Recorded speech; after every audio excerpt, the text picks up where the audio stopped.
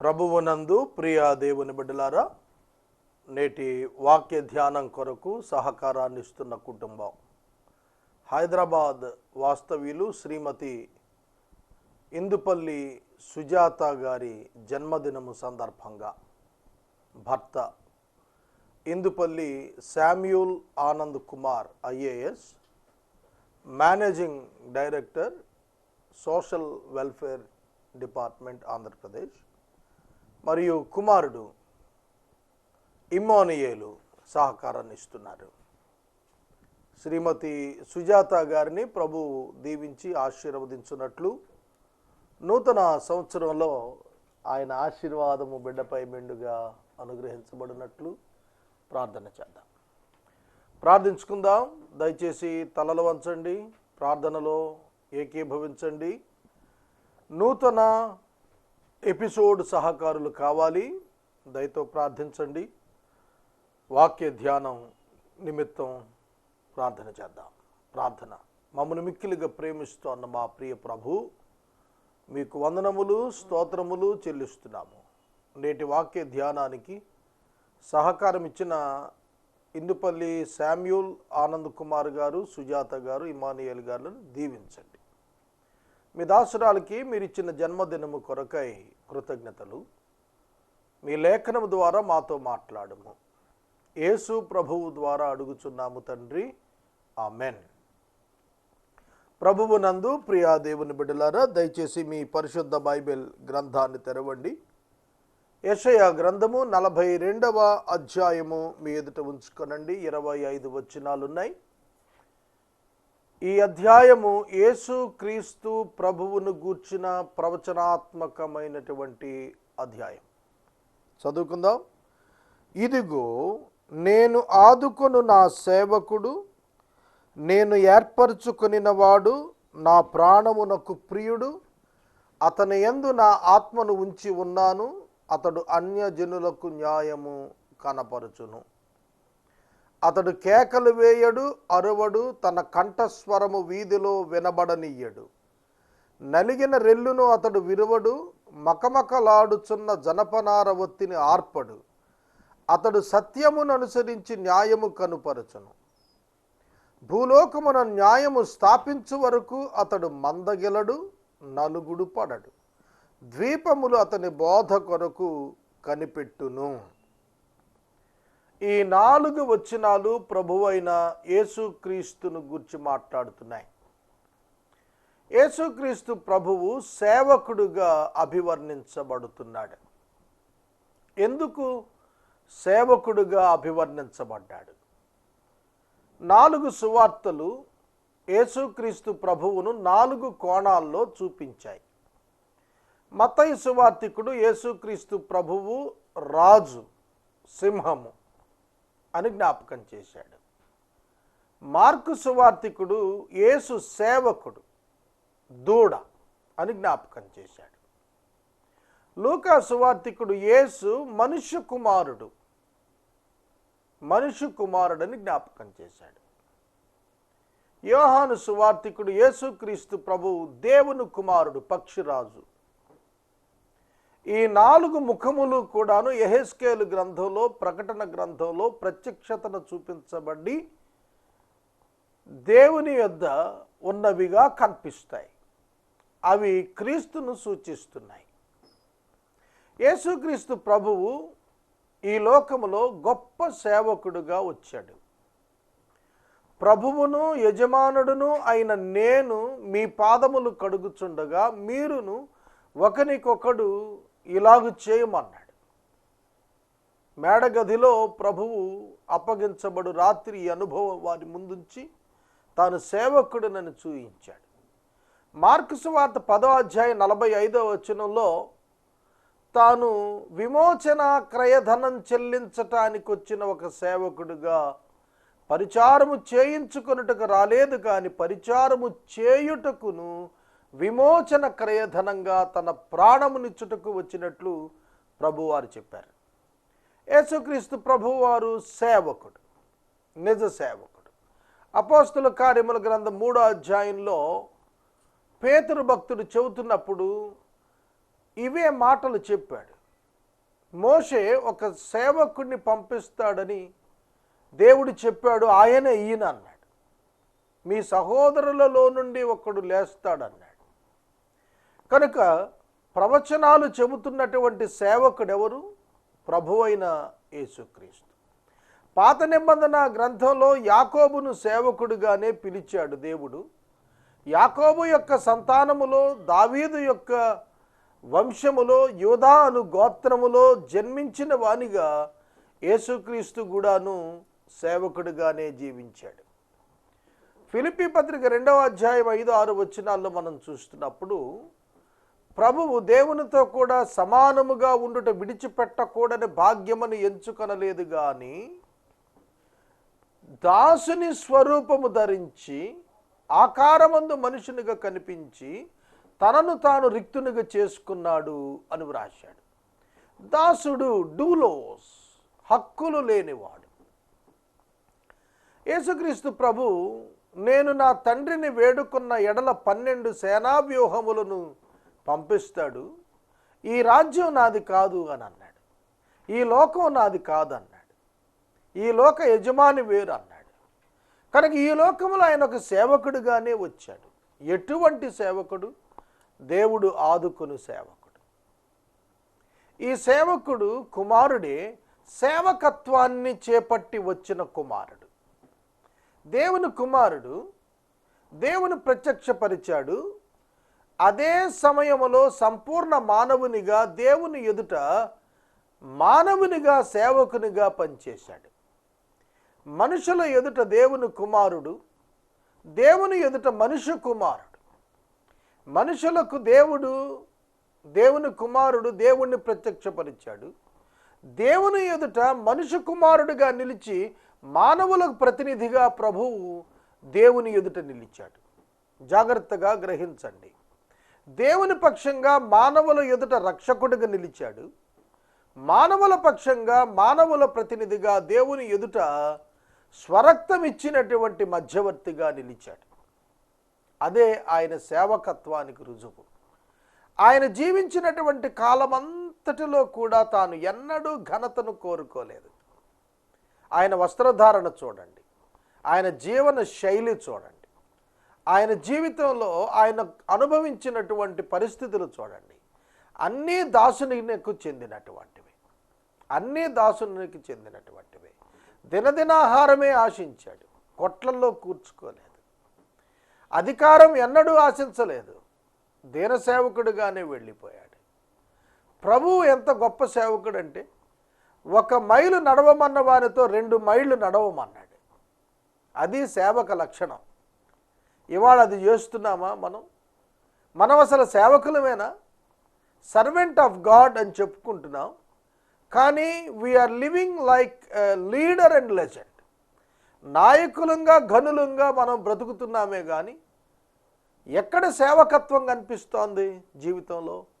క్రైస్తవుడు క్రీస్తును మాదిరిగా పెట్టుకొని సేవకుడిగా మారిపోవాలి. ఈ లోకములో మనం సేవకత్వము ద్వారా క్రీస్తును కనపరచగలగాలి. క్రీస్తు బిడ్డలు సేవకత్వములో దీనత్వాన్ని చూపించగలగాలి. అప్పుడే దేవునికి మహిమ వస్తుంది.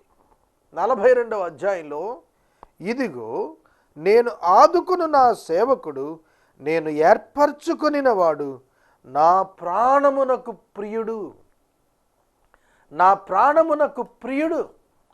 సేవకులను గుర్చే చెప్పాడు. చాలా గొప్ప గొప్ప చక్రవర్తులను గురించి నా ప్రాణానికి ప్రియుడు అనలేదు. దానియేలు నీవు బహుప్రియుడువు అన్నాడు. Who maintains the righteousness and integrity in their life, they can be called as the beloved for the God. దేవునికి ప్రియమైనటువంటి వారుగా ఎంచబడతారు యథార్థత నీతి కలిగినటువంటి వారు. దేవునికి ప్రియులు. విశ్వాసము లేకుండా ఆయనకి ఇష్టడై ఉండుట అసాధ్యమని వాక్యం చెబుతోంది. నా ప్రాణమునకు ప్రియుడు. దావీదును గురించి మాట్లాడినప్పుడు ప్రభువు నా హృదయానుసారుడైనటువంటి మనుషుడు అని కితాబిచ్చాడు. ఇవాళ నిన్ను గూర్చి నన్ను గూర్చి దేవుడు ఈ సాక్ష్యం చెబుతాడా? నా ప్రియుడు అని చెప్తాడా నీ గూర్చి నన్ను గూర్చి? అలా మనం జీవిస్తే తప్పక చెప్పగలుగుతాడు. ఆయన వైపు నుంచి అభ్యంతరం లేదు. జీవించి చూపగలిగేది మన వైపు నుంచే ఉన్నది. మనం చేయగలగాలి. ఆయనకు మనము ప్రియులముగా ఉండునట్లు సేవకత్వాన్ని స్వీకరిద్దాం. నేను ఏర్పరచుకున్నవాడు అన్నాడు. దేవుడు ఆయనను ఏర్పరుచుకున్నాడు. అలాగుననే ఈ తరములో నిన్ను ఏర్పరుచుకున్నాడు. నిన్ను ఆయన ఏర్పరుచుకున్నాడు, నీవు ఆయనను ఏర్పరుచుకోలేదు. ఆయన నిన్ను పిలిచాడు, నీవు ఆయనను పిలుచుకోలేదు. కనుక సార్వభౌమిక అధికారం నీ పట్ల ఉన్నది. దేవుడు నిన్ను కోరుకుంటున్నాడు. నీవు ఆయనకు సమర్పించుకుని సేవ చేయాలి. సేవ చేయుటనగా చాలామంది మెడన సంచి వేసుకొని బైబిల్ అందులో పెట్టుకొని వెళ్ళిపోవటం అనుకుంటున్నారు. కాదు, మంచి సమరయుడు చేశాడు, సేవ చేశాడు. అపోస్తలులు చక్కటి సేవ చేశారు. ఫిలిప్పీ పత్రికలో వ్రాశాడు పౌలు గారు, ఎవరికి వారే సొంత కార్యములు నెరవేర్చుకున్నట్టు కాదు, ఇతరుల యొక్క కార్యములను కూడా చూడాలని రాశాడు. దేవుని కార్యములు కూడా చూడాలని రాశాడు. స్వార్థపరుడు కాకూడదు సేవకుడు. ఇతరుల కొరకు తన యొక్క జీవితాన్ని వెచ్చించగలగాలి, సమయాన్ని వెచ్చించగలగాలి, ధనాన్ని వెచ్చించగలగాలి, బలాన్ని వెచ్చించగలగాలి. వారు కోరుకున్నప్పుడు వారికి అందుబాటులో ఉన్నవాడే సేవకుడు. సేవకుడు అంటే ఆల్వేస్ అవైలబుల్ అని అర్థం. ఒక ఎడ్ల యజమానుడు ఆ దినం అతడు చాలా తన ఎడ్లను అలసిపోయేటట్టుగా పని చేయించాడట. విశ్రాంతికి వాటిని కట్టివేసి గృహానికి వెళ్ళినప్పుడు మరొక అవకాశం అతనికి వచ్చినది. ఆ ఎడ్లతో వ్యాపారం చేయటానికి బండ్లు లాగుటకు మరొక వ్యాపారంలో ఆయనకు ఆహ్వానం వచ్చినప్పుడు అతడు ఆ పశుశాలకు వెళ్ళి చిన్న విజిల్ వేయగానే అవి లేచి నిలబడ్డాయట. అయ్యో, మేము ఇప్పటి వరకు పనిచేసామే, అలసిపోయాము, ఇప్పుడే మేత తీసుకుని నెమరు వేస్తున్నాం, కాబట్టి మేము ఇప్పుడు లెగలేము రాలేము అనలేదు. అవి మోగ జీవాలు, నోరు లేని జీవాలు యజమానుని యొక్క హృదయమును హత్తుకునేటట్లుగా జీవించటానికి ఇష్టపడ్డాయి. ఎద్దు సేవకత్వాన్ని సూచిస్తుంది. అది బద్ధకం ఉంచదు. ఎద్దు ఎన్నడూ బద్ధకం ఉంచదు. యజమానుడు ఎప్పుడు సిద్ధపడమంటే అప్పుడు సిద్ధపడుతుంది. సేవకుడు ఆ విధంగా ఉండాలి. ప్రతి క్రైస్తవుడు సేవకుడిగా ఉండవచ్చును. దీనికి ఏదో ప్రత్యేకంగా ఏవేవో తంతు చేయాల్సిన పని లేదు. Every Christian can be a good servant to the people. ప్రజలకు ఒక మంచి సేవకునిగా ప్రతి రక్షించబడిన విశ్వాసి ఉండవచ్చును అనేది ప్రభు పేరు నేను మనవి చేస్తున్నాను. క్రైస్తవుడు సేవ ద్వారానే రుజువు అవ్వాలి. భారతదేశానికి సువార్త తీసుకొని వచ్చిన మిషనరీలు సేవ ద్వారానే రుజువయ్యారు. ఇప్పుడు క్రైస్తవ్యం వ్యాపారం అయ్యింది. కళాశాలలు పెడుతున్నారు, డొనేషన్స్కి సీట్లు అమ్ముకుంటున్నారు, హాస్పిటల్స్ పెడుతున్నారు, అత్యధికమైన రేట్లు వసూలు చేసుకుంటున్నారు. క్రైస్తవులే సువార్థికులే, దేవుని పేరట అంగీలు వేస్తున్న వారే, కానీ అమ్ముకుంటున్నారు. అది సేవకత్వం కాదు. మిషనరీస్ వచ్చినప్పుడు వైద్యం ఉచితంగా చేశారు, విద్య ఉచితంగా ఇచ్చారు. మరి ఈరోజు ఎలా జరుగుతోంది? కనుక ఆ రోజు అలా చేశారంటే త్యాగం ఉంది, సేవకత్వం ఉంది. They don't want earn anything for their own. వారి కొరకు ఏమో సంపాదించడానికి వాళ్ళు ఇష్టపడలేదు. దానికి భిన్నంగా ఉంది వాళ్ళ పరిస్థితి. సేవకత్వము తప్ప క్రైస్తవ్యము రుజువయ్యే మార్గము లేదని నేను నమ్ముతాను. అతని యందు నా ఆత్మను ఉంచి ఉన్నాను, అతడు అన్యజనులకు న్యాయం కనపరుస్తాడు. I have put my spirit upon him, he will bring forth justice to the nations. ఆయన పునరుద్ధానుడు అయిన తరువాత ఆయన సెలవిచ్చిన మాట, పరిశుద్ధాత్ముని నేను మీ మీదకు పంపిస్తాను అన్నాడు. వారి మీద పరిశుద్ధాత్మను ఊదాడు అని రాసింది. అలాగే ఆయన బాప్తిస్మం తీసుకున్నప్పుడు ఆయన మీద పరిశుద్ధాత్ముడు శరీరాకారముగా పావురముగా వ్రాలను అని వ్రాసింది. దేవుని ఆత్మ ఆయన మీద ఉంచబడింది. ఆయన అన్యజనులకు న్యాయాన్ని కనపరుస్తాడు. ఆయన యందు నా ఆత్మ నుంచి ఉన్నాను మొదటి రాకడ. ఆయన అన్యజనులకు న్యాయం కనపరుచును రెండవ రాకడ. రెండవ వచనం, అతడు కేకలు వేయడు, అరవడు, తన కంఠస్వరము వీధిలో వినబడనీయడు. Love this word. ఈ వచనం ప్రేమించండి, ఈ వచనం ఆచరించండి. క్రైస్తవుడు కేకలు వేయడు, అరవడు.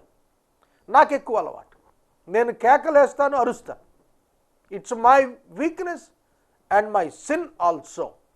నేను ఎన్నోసార్లు ఈ విషయంలో గద్దించబడ్డాను, సోదరుల చేత, సేవకుల చేత, కుటుంబం చేత నేను గద్దించబడ్డాను. సరి చేసుకుంటానికి ఇష్టపడుతున్నాను. అనేక పర్యాయములు ప్రభు సన్నిధిలో క్షమాపణ కోరాను. దేవుని బిడ్డ కేకలు వేయాల్సిన పని లేదు, అరవాల్సిన పని లేదు, ఆయాసపడవలసిన పని అంతకంటే లేదు. తన కంఠస్వరాన్ని వీధులలో వినిపించాల్సిన అవసరం లేనే లేదు. You should be a silent man. నీవు శబ్దము లేని వాడవుగా జీవించాలి. నీ నోటి మాట శబ్దం కాదు, నీ క్రియ శబ్దము చేసేదిగా ఉండాలి. నీవు నోటి మాట చేత గంభీరంగా మాట్లాడటం కాదు, నీ జీవితంలో సత్యము, యథార్థత గంభీరంగా మాట్లాడాలి. నీ ప్రవర్తన గంభీరంగా మాట్లాడాలి. నీవు గంభీరంగా మాట్లాడితే విచిత్రం కాదు. అన్యులు కేకలేస్తారు, అరుస్తారు. అన్యులు తమ స్వరం వీధుల్లో వినపడాలనుకుంటారు. They want to be recognised by the people. కానీ యేసుక్రీస్తు ప్రభు ఎన్నడూ కూడా ప్రజల చేత గుర్తించబడాలని కోరుకోలేదు.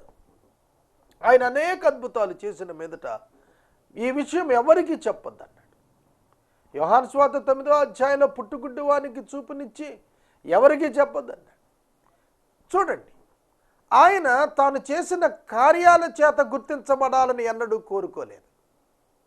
ఆయనను నీవు గుర్తిస్తే ఏమిటి, గుర్తించకపోతే ఏమిటి? ఆయన దేవుడు, అంతే. ఆయన దేవుడే. ఆయన అరవాల్సిన పని లేదు. ఆయన ఆయాసపడడు, ఆయన ఆవేశపడడు. క్రైస్తవుడు సంఘములో ప్రత్యేకముగా జీవించాల్సిందే. అభ్యాసం చేసుకోవటానికి నేను ప్రయత్నం చేస్తున్నాను. ఇప్పుడు 25 సంవత్సరాల సేవా జీవితం తర్వాత 25 సంవత్సరాల సేవా జీవితం తర్వాత కొన్ని వచనాలు ఇంకా నాలో కనబడటం లేదు, నెరవేర్పు నాలో కనబడటం లేదు. నన్ను ప్రభువుకు సమర్పించుకొని నేను క్షమాపణ కోరుతున్నాను. సోదరుడా, సోదరి, నీ యందు ఈ వచనం నెరవేరినట్టు అనిపిస్తోందా? దేని కొరకు? Are you arguing for the earthly things? ఈ లోకపు విషయాల పట్ల నీవు కోపడుతున్నావా? వాగ్యుద్ధం చేస్తున్నావా? యుద్ధం చేస్తున్నావా? ఈ లోకంలో దేనిని ఆశించద్దు, ఏ పొజిషన్ని కూడా నీవు ఆశించద్దు. ఎందుకు నువ్వు ఆశించాలి? ప్రభువు నీకు ఇచ్చింది నీకు దక్కుతుంది, నీ యొద్దకు అదే పరిగెత్తుకొని వస్తుంది. అందులో ఏమీ సందేహం లేదు. నలిగిన రెల్లును అతడు విరువడు, మకమకలాడుచున్న జనపనారు ఒత్తిని ఆర్పడు. అతడు సత్యమును అనుసరించి న్యాయము కనపరుచును. సత్యము, న్యాయము, ఈ రెండు ఆయన యొద్ద కనపరచబడుతున్నాయి. మన జీవితాల్లో కూడా కనపడాలి. భూలోకమును న్యాయము స్థాపించే వరకు అతడు మందగలడు, నలుగుడు పడడు. భూలోకమున న్యాయం స్థాపించబడిందా? ఎక్కడ చూడండి అన్యాయం, ఎక్కడ చూడండి అక్రమం, ఎక్కడ చూడండి అవిధేయత. ఎక్కడుంది న్యాయం? ఎక్కడ లేదు న్యాయం అని ఎవరైనా గడుసుగా అడిగితే నవ్వుకొని ఊరుకోండి. వారికి తెలుసు న్యాయం లేదు లోకంలో అని. సోదరుడా, సోదరి, ఈ లోకంలో న్యాయం ఎక్కడున్నది? దేవుని తీర్పు ఇంటి యొద్దనే ప్రారంభమవుతుందని పేతురు భక్తుడు చెప్పాడు. అందుకనే కనుక మనం న్యాయమును, సత్యమును ప్రేమించువారముగా ఉండాలి. ద్వీపములు అతని బోధ కొరకు కనిపెడతాయి. అతడు మందగెలడు, నలుగుడు పడడు. He will not grow faint or be discouraged. చూడండి, మందగెలడు, నలుగుడు పడడు. He will not grow faint or be discouraged. అర్థమవుతుందా? మనలో చాలా పర్యాయాలు డిస్కరేజ్మెంట్ వస్తుంది, నిరాశ నిస్పృహలు వస్తాయి. వాటిని రానియవద్దు. దేవుని చిత్తం మన జీవితంలో జరిగి తీరుతుంది. ఎందుకు నిస్పృహ?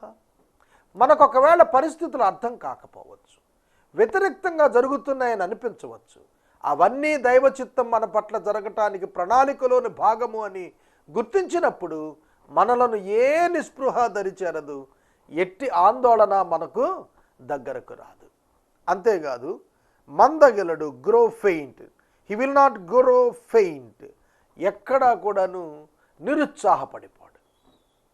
న్యాయము స్థాపించే వరకు వ్యతిరేక్త పరిస్థితులు వచ్చినప్పుడు నిరుత్సాహపడడు. ప్రభువును ఎంతమంది విమర్శించారు, ప్రభువును ఎంతమంది హేళన చేశారు, ప్రభువును ఎంతమంది తిరస్కరించారు, అయినా ఆయన ఆధ్యాత్మిక ప్రయాణంలో ముందుకే వెళ్ళాడు. సిలువ చాలా గొప్ప శ్రమ. సిలువ శ్రమ భరిస్తున్న సమయంలో ఆయనను ఈ సిలువ మీద నుండి నీవు దిగి వచ్చి నిన్ను నీవు రక్షించుకొని మమ్మను రక్షించు అన్నప్పుడు ఆయన ఏమాత్రం ఫెయింట్ అవ్వలేదు, ఆయన ఏమాత్రం డిస్కరేజ్ అవ్వలేదు, ఏమాత్రం రియాక్ట్ అవ్వలేదు. అర్థమవుతుందా? దేవుని కుమారుడు ఆయన నిస్పృహను దగ్గరకు రానియలేదు. మన జీవితాల్లో కూడా మనం గుర్తుపెట్టుకుందాం. ఒకవేళ సడన్గా, అనూహ్యంగా, అనుకున్నది నీ జీవితంలో సంభవించేస్తాయి. Do not be discouraged. అధైర్యపడద్దు, నిరుత్సాహపడద్దు. దేవునికి ప్రార్థించు, దేవుని స్తుతించు. దేవుడు ఎందుకు అనుమతించాడో దాన్ని ఆలోచించు. దేవుని మహిమపరచు, దేవునికి అప్పగించుకో, దేవుని కొరకు ఎదురు చూడు. దేవుడు నీ పక్షంగా ఉంటాడు. ఆకాశములను సృజించి వాటిని విశాలపరిచి భూమిని అందులో పుట్టిన సమస్తమును పరిచి దాని మీద ఉన్న జనులకు ప్రాణమును దానిలో నడుచువారికి జీవాత్మను ఇచ్చుచున్న దేవుడైన యెహోవా ఇలాగు సెలవిస్తూ ఉన్నాడు. ఆకాశములను సృజించి, వినండి, ఆకాశములను సృజించి వాటిని విశాలపరిచి, ఆకాశమునకు సృష్టికర్త ఆయనే, వాటిని విశాలపరిచిన వాడు ఆయనే.